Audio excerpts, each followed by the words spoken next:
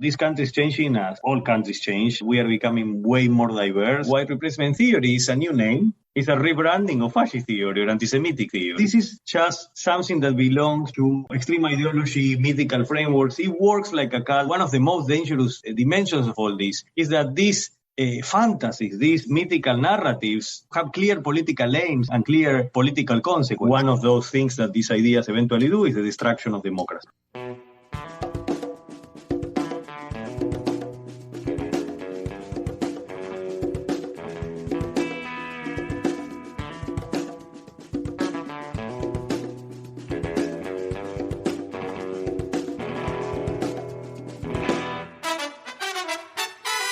Welcome to episode 114 of the Refuse Fascism podcast, a podcast brought to you by volunteers with Refuse Fascism. I'm Sam Goldman, one of those volunteers and host of the show. Refuse Fascism exposes, analyzes, and stands against the very real danger and threat of fascism coming to power in the United States. With all the big monetized shows out there that have staff and publicists, we appreciate that you value what we have to say. We read all of your reviews, emails, comments, tweets. So after listening to this episode, please share your thoughts with us. You can leave us a voicemail. Check the show notes for how. And shout out to Mac69, who wrote on Apple Podcasts in response to our last episode, quote, "Don't stop fighting." This was a powerful episode, this sad, abhorrent history that still gets perpetuated by fearful individuals. The second part was very encouraging because the younger folks can help do so much, and listening to their speeches was fantastic. It brought a tear of joy. Thanks, end quote. Thanks for sharing, Mac69. Be like them. Spread the show, review it. Help us reach more listeners like you who want to understand and act to stop this American fascism.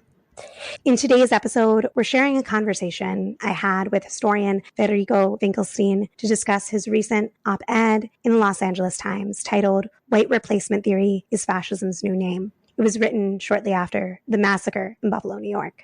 But first, we need to talk briefly about the first hearing of the January 6th Select Committee. As one of the producers of this show, Lena tweeted, "The irony of the January 6th Committee hearings happening right now, exposing with finality Trump's plot to overthrow the election, even as his illegitimately appointed justices plot to crush women's basic right to bodily autonomy. What the fuck? How are we letting them get away with this?" Couldn't agree more, Lena. The details are important, and anyone paying attention knew this was in the works months ahead of November 2020. 2 years ago, the good people of this country watched silently as we came horrifically close to a fascist coup succeeding. We can't just know. We must act to confront the threat of U.S. fascism. For those interested who did not watch the hearings, which will continue to be aired this week, and which we will continue to discuss on next week's episode, we have linked to two important breakdowns, one from Ben Jacobs for Vox and one from the Southern Poverty Law Center regarding the January 6th Select Committee's findings that detail the Proud Boys and Oath Keepers' involvement in the Capitol insurrection. Go to the show notes and read them there.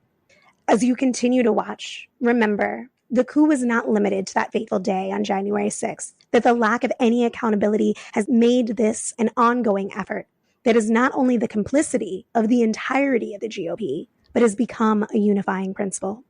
While I think it's essential listening to understand the full picture of the fascist coup attempt, I highly recommend people read and consider what is argued by Jeff Sharlet in his latest article for Salon, titled "Elegy for a Lost America. Will the January 6th Committee Really Change Anything?" In it, he writes, quote, "For all of its precision and sorrow, the hearing could only measure the smallness of the question left to it to answer. What happened on January 6, 2021? What is happening now, meanwhile, with American fascism strangling backroads like knotweed or kudzu? The number of Republicans who believe Biden stole the election rising, even as the number of anyone else with faith that he can win the next one slides. The very concept of quote-unquote numbers, in the sense of democracy's majority rule, increasingly in doubt. All this, the hearing could not speak to," end quote. But all of this we must speak to, and even more urgently, act to change. This fascism is marching back into power, and even now it holds the reins in significant ways, most notably through the Supreme Court's fascist majority, as well as state houses across the country, in the ranks of militarized law enforcement and elsewhere. While the Supreme Court of the United States hasn't released its pending decision on abortion rights, let's be clear. The fascist majority is reveling in their power. Each decision day unveils new horrors. This week, the court ruled that Border Patrol agents cannot be sued for violating people's rights. Trump's appointees helped turn a case that could have been just another instance of the court siding with police brutality beyond all reason into a precedent-destroying judicial bomb, essentially ending the right to sue law enforcement for violating a person's constitutional rights. The Supreme Court ruled that border agents may unconstitutionally enter a person's home without a warrant and assault them, and federal courts are powerless to do anything about it. The border, once again, is a constitution-free zone.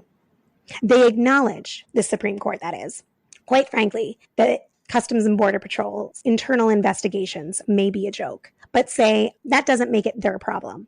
A running fascist theme. The fascist judges believe the state has unlimited power to punish people, but no power or responsibility to serve people. Rafia Zakaria for Baffler profiled the backdrop against which the Uvalde shooting last month occurred, which includes the reality of a town squarely in the quote-unquote border zone, a town where militarized police terrorize migrants working in cooperation with white supremacist militias on the hunt. For more on how it's open season on non-white humans in Texas, see Let Us Pray, linked in the show notes. Last month, 18-year-old Peyton Gendron, armed to the teeth, encased in body armor, walked into the one supermarket in the predominantly Black neighborhood in Buffalo, New York, and murdered 10 people. Gendron, a self-proclaimed fascist, anti-Semite, and white supremacist, went out and drove 200 miles from his predominantly white, rural New York County town to carry out this attack, years in the making. As reported, his express purpose was to kill as many Black people as he could and to inspire other people like himself to go out and carry out these types of attacks. He could be seen on his own video apologizing to a white man after pointing a gun at him, showing just how eerily clear and calm he was in carrying out his fascist attack. As reported by Revcom.us, quote, soon the blood of over a dozen people, the tears of thousands would pour out. Volleys of bullets from Gendron's AR-15 Bushmaster slashed through the bodies of 13 people, 11 Black, 2 white, who either worked in the store or were food shopping. 10 of them died. Gone now is Ruth Whitfield, the 86-year-old mother of a former Buffalo fire commissioner. Gone is Pearlie Young, 77, who loved to sing and dance, and who for 25 years ran a Saturday food pantry in the neighborhood. Gone is Celestine Cheney, grandmother or great-grandmother to 7 children. Cheney was a woman who survived cancer, only to be struck down by the growing movement of murderous fascists that is metastasizing by the day. This movement has deep roots in the white supremacist foundations and quote-unquote traditions of this country. It is now being egged on by powerful voices from Tucker Carlson to Laura Ingraham on Fox quote-unquote news, from Donald Trump to Steve Bannon to Matt Gaetz, who warn their followers that there is a plot by quote-unquote elites and or quote-unquote the Jews to quote-unquote replace white Europeans with Black people and immigrants, end quote. For more detail on some of the politicians and other notable advocates for this white supremacist replacement theory, go to the show notes, and there's more there. With that, here's my interview with Professor Finkelstein. I'm so glad to welcome back Dr. Finkelstein. For listeners, he has been on before and has shared his perspective that is really urgently needed right now and that takes the whole world into consideration. He's a professor of history at the New School for Social Research and Eugene Lang College and director of the Janey Program in Latin American Studies. He's the author of 7 books, almost 8 now, with a book forthcoming. The last book that he wrote was A Brief History of Fascist Lies, and his forthcoming book, which you'll be able to get next month, it's available for pre-order now, is Fascist Mythology, is the history and politics of Unreason in Borges, Freud, and Schmidt. Welcome, Dr. Finkelstein. Thanks for coming on. Well, thank you for inviting me. It's really a pleasure to talk with you again. I was really glad to see that the Los Angeles Times published your op-ed not that long ago. You had a piece that you co-wrote with Dr. Jason Stanley titled White Replacement Theory is Fascism's New Name. And in it, you state that since Anders Breivik killed 77 people in Norway in 2011, mass murders in the name of white replacement theory, WRT, have become prevalent. Many of these killers, including Breivik, Breton Tarrant, the Christchurch shooter, and Peyton Gendron, the suspect in the massacre in Buffalo, New York, are self-identified as fascists. Can you explain to us what WRT is? Well, with Jason Stanley, we talk a lot and we are good friends and colleagues. And we were talking about what we saw as a problem in the media representation of this new terrorist, this killer, who, as you just said, and like many others, identified as a fascist. And yet in the media, often it appears as this something new that has no history, and it's called white replacement theory. As if it had no relation to political violence and, to put it briefly, the horrible violence emanating from the fascist past. So what we wanted to do in that article is to emphasize how many links there are, including those of self-identity, but not only those, between these killings which are perhaps one of the most gruesome examples of fascist political violence and the fascist political violence of past. Of course, there are many distinctions, and yet there are similarities that often are invoked by these killers. I mean, so there is a history here that presents something which is, to some extent, new, but also that it has strong connections with past. This is fascism. Yeah, I mean, that brings two questions. One is, why do you think that the media refuses to discuss or to bring on others like yourself to discuss the historical connection between the fascist violence of today and really seeing it in the context of an example of fascist violence, that this is not separate from a whole fascist movement that should not come to us as any surprise, this kind of white supremacist terror? Why is that? Well, what history brings is a lot of political meaning, but also a lot of complexity. And sometimes there is a tendency to simplify things and sadly to normalize them, because simplification often presents the outcome of normalization. And in terms of the extreme politics of fascism, that is certainly bad. I mean, historically, both in terms of historical understanding, in terms of understanding the present, but also politically. I mean, these acts, which had fascist past, I mean, going back to the Holocaust, for example, should not be presented as something new, because this newness often leads to normalization. That is to say that, this idea that this somehow is part of the political spectrum, and it should not have a place in democracy. And of course, this relates to other political discussions which often are presented in extreme ideological ways, such as, for example, the epidemic of guns in this country. I mean, all these things are connected, but, we were surprised, and we mentioned this in our article, that Benito Mussolini, Italian fascist dictator, and Adolf Hitler, the Nazi dictator, were presenting similar ideas about people that needed to be replaced, substituted,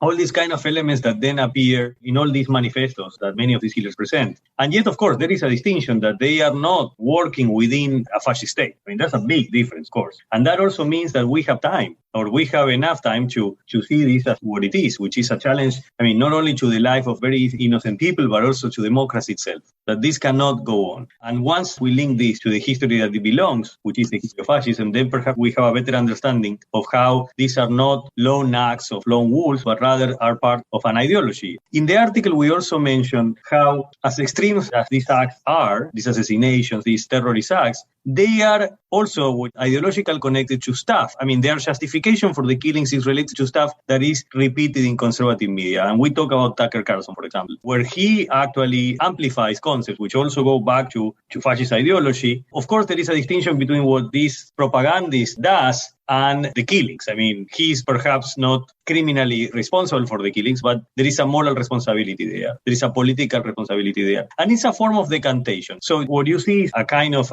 emanating from the top, sometimes from important people within the Trumpist movement, or Carlson in Fox News and others. What you see is spreading of these ideas, and there is a process of decantation, or a filter eventually, which leads to a single killer. So all these things are connected not in criminal or legal terms, but yes, in ideological and propaganda terms. And out of millions that listen to this message, eventually you will have a person which is unstable in many ways, but also in ideological ways. This should not be, I think, presented as a kind of lone or single psychological problem, which might as well be, but this is not the issue. And so you have like this process of decantation, which eventually leads to these killers, and this is why I think this is extremely dangerous.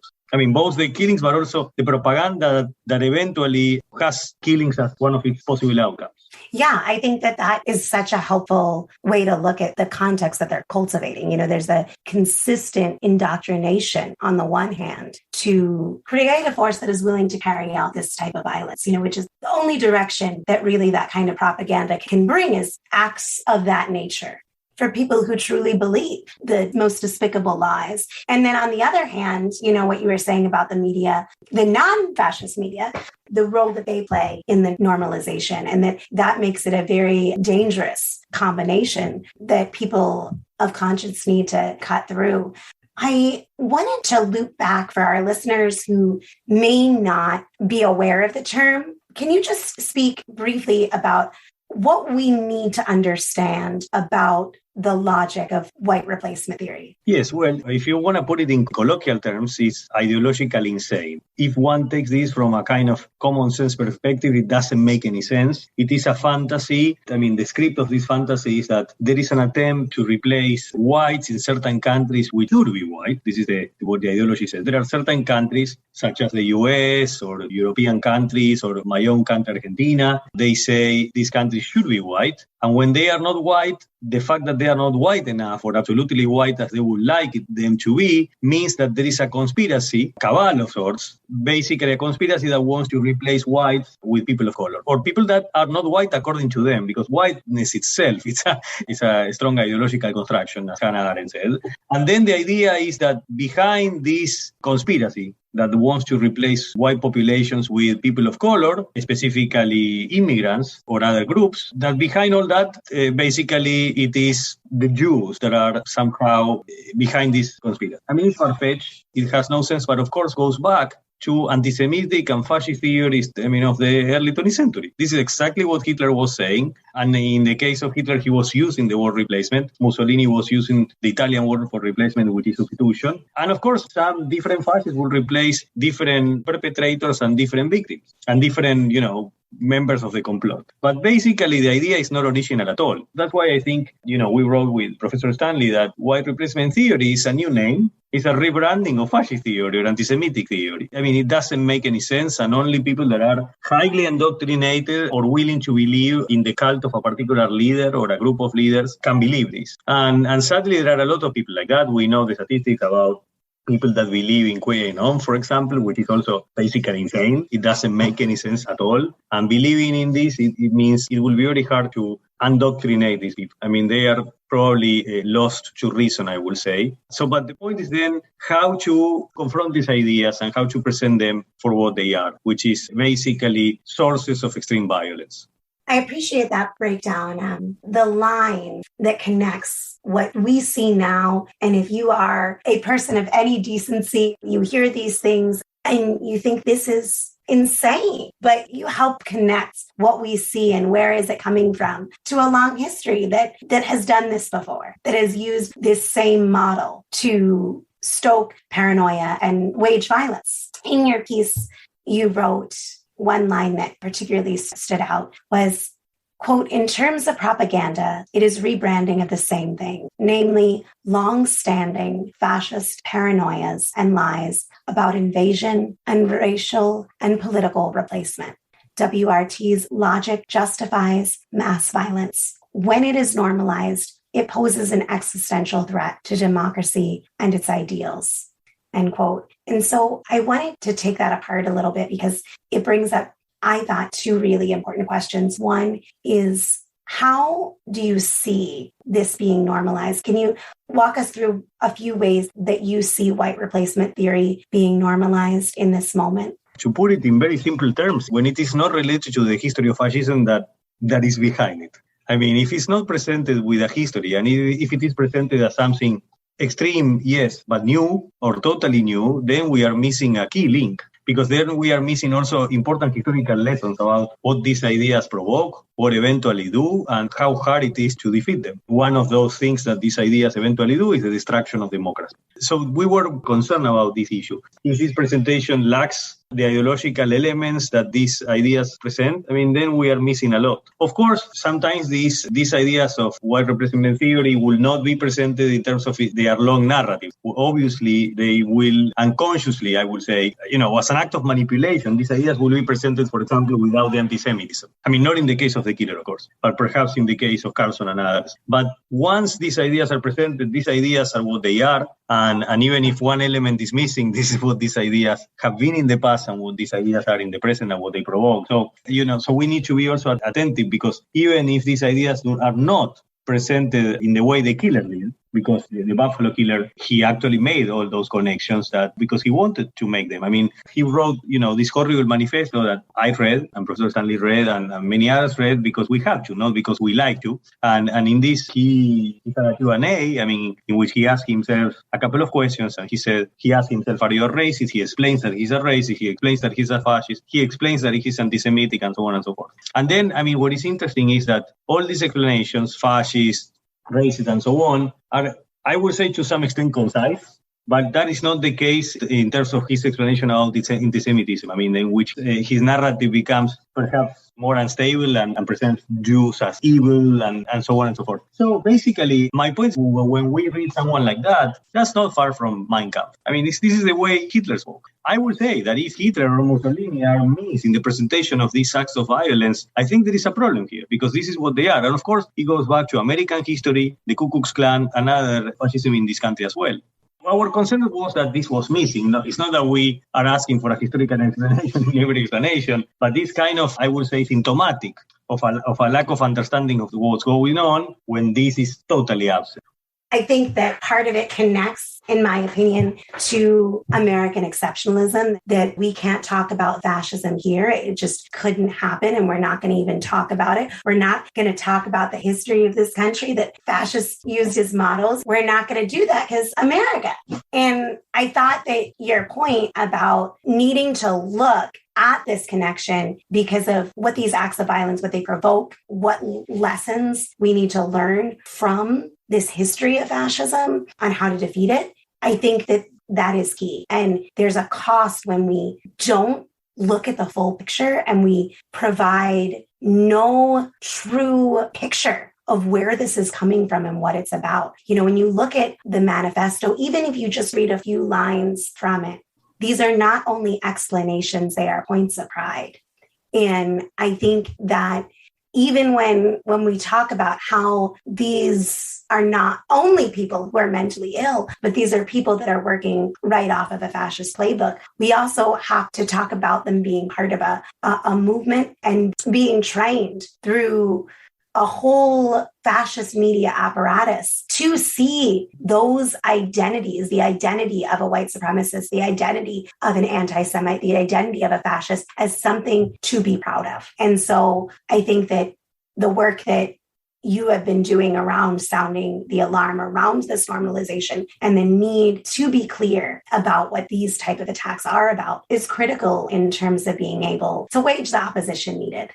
One of the things that has been talked about in the media, when they do talk about Tucker Carlson, for instance, they'll talk about the demographic shifts and that these fascists point to with white people becoming a smaller percentage of the population. And they're not just made up, right? I think that there's three kinds of people in this country: people who fear these changes, the demographic changes, people who refuse to acknowledge that anything is changing, and people who don't see these changes as a bad thing.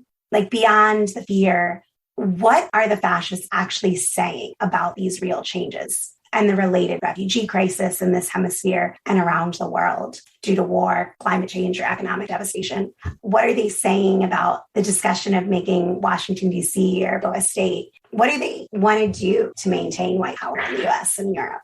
We analyzed, for example, this article which Benito Mussolini, the Italian fascist dictator, wrote in 1934, and the title of the article was, "Is the White Race Dying?" And there he explained, these are fantasies. And what is interesting is that Mussolini was referring to the white race in Italy. When Hitler was writing his own things, he said, the problem for Germany will be to become like Southern Italy, which Hitler implied that wasn't white. And then people that the Nazis will not regard as white, regarded themselves as white and hated people that they didn't see as white. So, what is interesting also is that, and I wrote an article for an Italian newspaper talking about this, because in the manifesto, the killer says, I am white because I am from Northern Europe and my people come from Northern Europe and from Italy. And then again, the certain fascists will agree with that and certain fascists will disagree with that, in the sense that also whiteness is a category that they appropriate and it becomes part of their fantasy and their myth. So the question is, and this is also what I wrote in my book on fascist lies, is that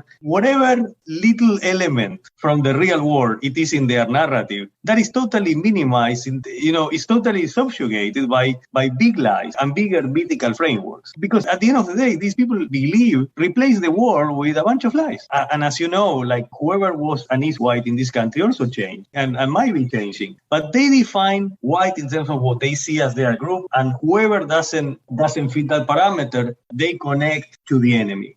What they see as white, as oppressed, they see themselves oppressed. In fact, they are the perpetrators and the oppressors.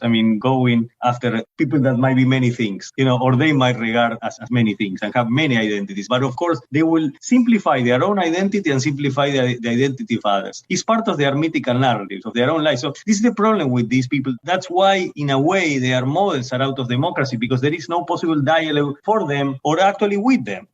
How can we talk with people that believe not in this world, but in a world that doesn't exist, that exists only in their ideologies, in their minds? The problem with this, and this is one of the most gruesome examples of Nazis, for example, is that all these racist lies, not only they bought them, not only they believe in them, but they wanted to change the world in order for the world to become their lie or to be like their lie. And I think we talked about this before. The Nazis will say Jews are dirty and they spread disease. And of course, that was a big lie, but they created concentration camps and they put them in ghettos where these Jewish victims will become dirty and will spread disease. And a Nazi will say, I was right. But then, of course, what kind of person says this? So a killer will say, one of these terrorists, these fascist killers will say, I was right. These people are my enemies because I killed them. But there is no reality in that. Or they didn't like that I killed them. Or this is just something that belongs to extreme ideology, mythical frameworks. It works like a cult. It works like a kind of secular religion. It's not a real religion, but they behave as fanatics, as religious fanatics. And I think this is the problem that we are dealing with at this moment. Yeah, I think that we have a situation where people don't understand or don't want to understand how vicious this can become in such a short amount of time. And what people learn to accept and tolerate that they once thought they would never accept or tolerate. Historically, white people have been the majority in the United States, and the structures of white supremacy in this country have been built around that fact. In other countries where white people ruled but were not in the majority, like South Africa, for instance, white supremacy was structured very differently through apartheid. I was wondering, how do you see these changing demographics in the United States and the true minoritization of white people, not a replacement, but that we are becoming more diverse every year, affecting the structures and the ideology of American white supremacy? I would say yes and no in a particular way. That is that, of course, this country is changing as all countries change, and democracy has a lot to thank for that. We are becoming way more diverse, and that's fantastic. And this, of course, this diversity they have a problem with. And this diversity they will reframe in propaganda terms as an invasion, as a menace, and so on and so forth. But in the past, if this was not diverse enough, they would choose another excuse. This is about the ideologies of hatred. So I'm not so sure they are responding to a particular reality. This reality they don't like, and they create a monster out of it. And in the past, when the KKK was at its climax, they were inventing other menaces and other realities, perhaps in a less diverse country. But the point is that they always do this. And so, and this is the element that sometimes is convincing for some.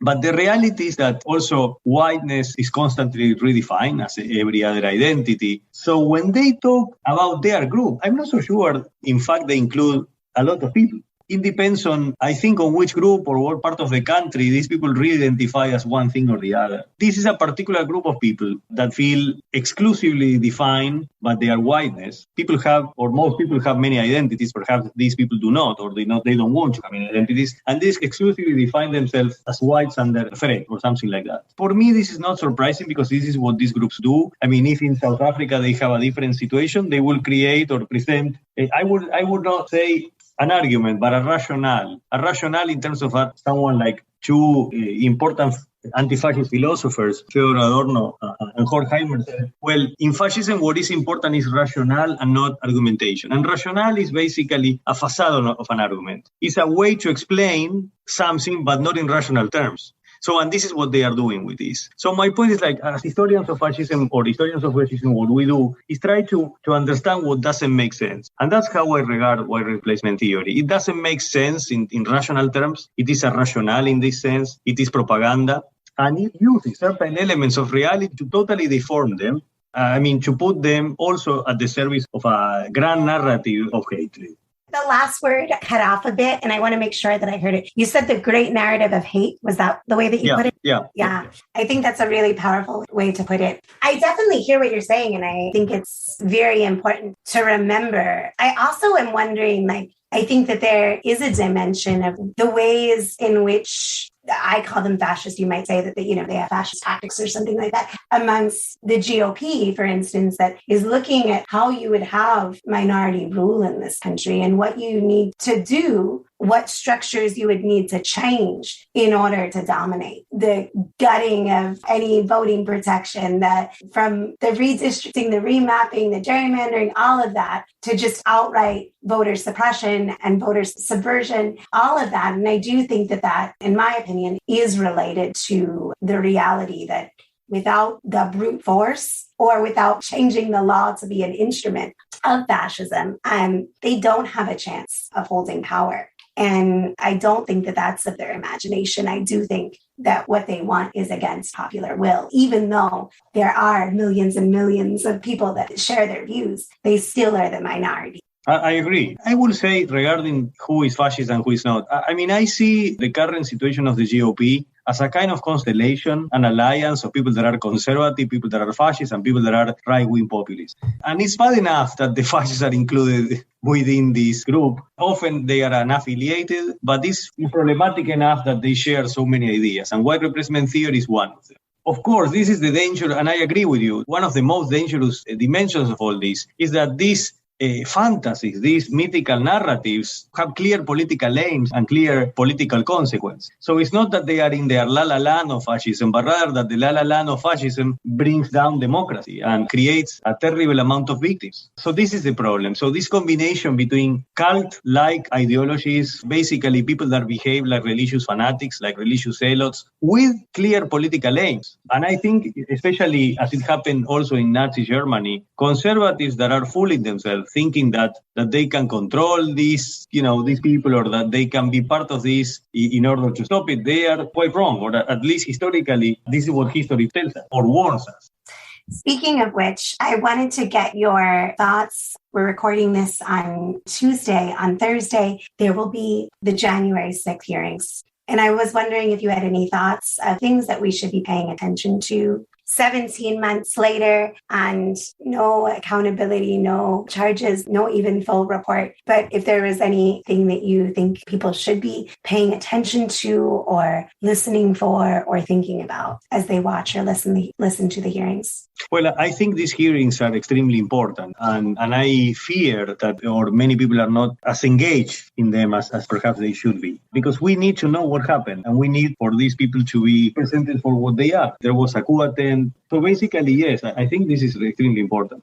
I've been paying a lot of attention, and if you listen to any previous episodes, it's mainly on the right to keep abortion legal in this country. And when I was reading the leaked draft that Alito wrote for the Supreme Court decision regarding the Dobbs case, it included a reference to a scarcity of quote-unquote domestic infants. And I was wondering, if you had any thoughts on how the drive to force women to give birth in the U.S. ties in with this paranoid fear of being replaced.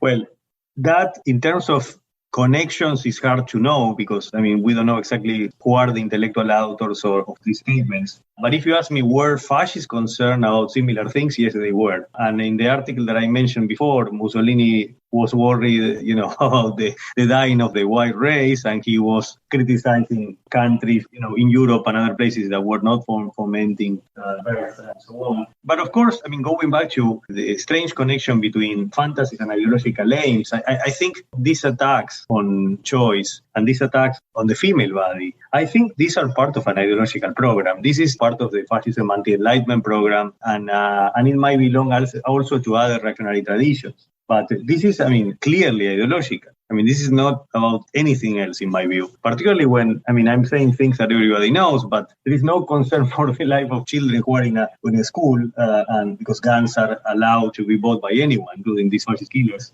or people, having other sort of violent fantasies. But this is not a problem. And the problem, of course, is this particular issue of this extremely important issue of the right to choose over one's own body. So, and particularly, women's bodies. This has many connections. Now, going back to the Supreme Court, I don't know, because I don't know exactly how these particular rights are framed and by whom. But, yeah, it's very difficult to move it. Thank you for sharing that. And I appreciate you bringing in some of the other historical examples, because it's important to have that full picture. I wanted to close. I could talk to you forever. So I appreciate you doing this and sharing your time, your expertise and perspective. And I wanted to just give you an opportunity to say a few words about your forthcoming book, which people, I think, can get July 5th. It's available for pre-order now. If you could tell us a little bit about it. Yes, well, the book deals with this issue of this myth in fascism, that why fascists believe in something that looks like, I would say, a fascist religion, right? Where the leader is a sort of God, that whatever he says is regarded as truth. And I was especially interested in the work of two intellectuals from the period, because it's always interesting for us to see what I think really smart people were thinking at the time.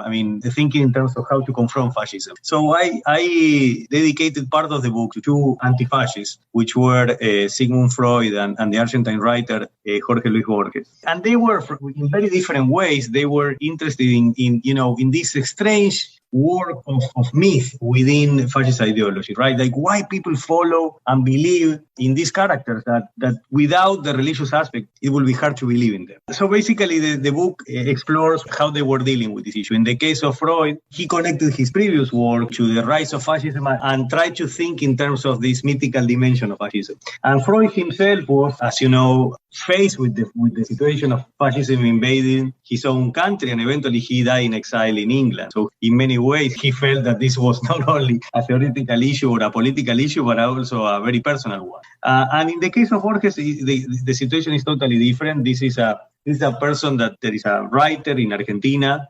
He's not in the war. In the war situation, he's not being persecuted. Writing in Buenos Aires, he tries to imagine characters, particularly in his fiction, that are in that world of fascism. And for example, he wrote by the end of the war an incredible text, I would say, in which he tried to put himself in the minds of both a concentration camp director and a Jewish victim. And unlike Hitler, and Borges wrote about this also in his non-fiction work, he said, I don't need or I don't want to understand Hitler. He's a simple man. I want to understand smart people that follow Hitler. Hitler is not a smart person, but I want to understand why people that are educated, that should know better, are fanatic followers of this, even to the extent of participating in the Holocaust and in the most gruesome massacres. And by the way, probably he didn't know this, but for example, the first part of the Holocaust, which started with the first part of the killings of the Holocaust, which started with the Nazi invasion of the Soviet Union in 1941, started with executions, of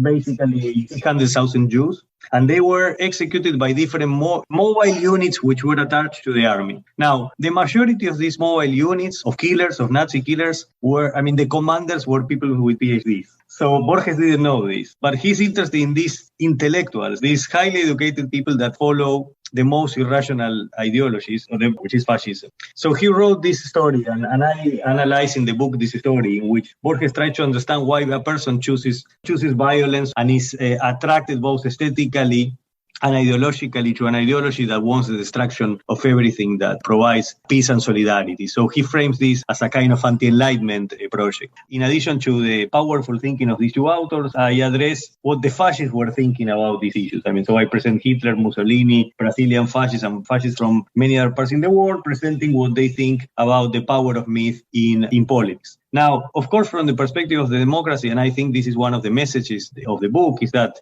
when you have this kind of extreme place for religious thinking in politics, when myth is given an important place in politics, democracy suffers and is certainly in danger.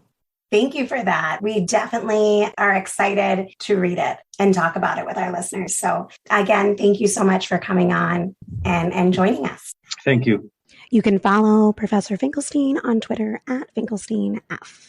I'm headed to DC today after I finish recording this, responding to the call from Rise Up for Abortion Rights to come to the Supreme Court in DC and stay. The Rise Up for Abortion Rights call states, stop the Supreme Court from taking away abortion rights. The highest court in the world's most powerful country stands poised to rip from women their fundamental right to control their bodies, their reproduction, and their destinies. We refuse to be bystanders as the state shatters women's lives, extinguishes their dreams, hijacks their bodies, forces girls to bear their rapist babies, invades the lives of Black, brown, young, and poor women with special viciousness, accelerates a fascist assault on contraception, LGBTQ people, voting rights, Black history, and Black people, and more. Not just in the red states, but nationwide, strengthening the tides of anti-woman fundamentalisms and fascism around the world. Monday, June 13th, come to the Supreme Court in DC and stay. Imagine every day more and more people pouring into the Capitol, amassing at the Supreme Court. All-night vigils, protests, hunger strikes, people by the thousands and tens of thousands returning day after day, the green bandana of abortion rights worn and waved everywhere. On Mondays, when the Supreme Court typically releases decisions, the Capitol and court become so surrounded by masses of women, men, people of all genders and nationalities and backgrounds that it becomes clear to all in power that we will sooner bring the gears of society to a grinding halt through mass nonviolent resistance than allow the right to abortion to be taken away. Those behind this assault are counting on our silence. We must not give it to them. Even the fascist women haters worry about losing the perceived legitimacy of their institutions and their system when they are faced with truly massive, unignorable, and unrelenting nonviolent resistance. And if, even in the face of our determined opposition, the court still revokes abortion rights, we will be in a far stronger position to continue the struggle for women's freedom, for daring to rise up. The whole world is watching. Let them see our courage. Go to riseupforabortionrights.org. That's the number 4, riseupforabortionrights.org to sign up, to join me, to read the full call that I shared an excerpt from so that you can go share it everywhere. And if you can't come to DC, which I hope you will come, even if you just come for a day, it makes a difference. It matters. Donate to support the volunteers who are dropping everything, who are headed to DC right now. Again, rise up for abortionrights.org. Thanks for listening to Refuse Fascism. I want to hear from you. Share your thoughts, questions, ideas for topics or guests, or lend a skill. Tweet me at Sam B. Goldman. You can also drop me a line at SamanthaGoldman@RefuseFascism.org or leave me a voicemail, anchor.fm/refuse-fascism, and click the button there. Want to support the show? It's simple. Show us some love by rating and reviewing on Apple Podcasts or your listening platform of choice. And of course, follow, subscribe, so you never miss an episode. Chip in to support our pod and content creation to help people understand and act to stop the fascist threat. How? Well, visit RefuseFascism.org and hit the donate button. Thanks to Richie Marie, Lena Thorne, and Mark Tinkelman for helping produce this episode. Thanks to incredible volunteers, we have transcripts available for each episode, so be sure to visit RefuseFascism.org and sign up to get them in your inbox each week. We'll be back next Sunday. Until then, in the name of humanity, We refuse to accept a fascist America.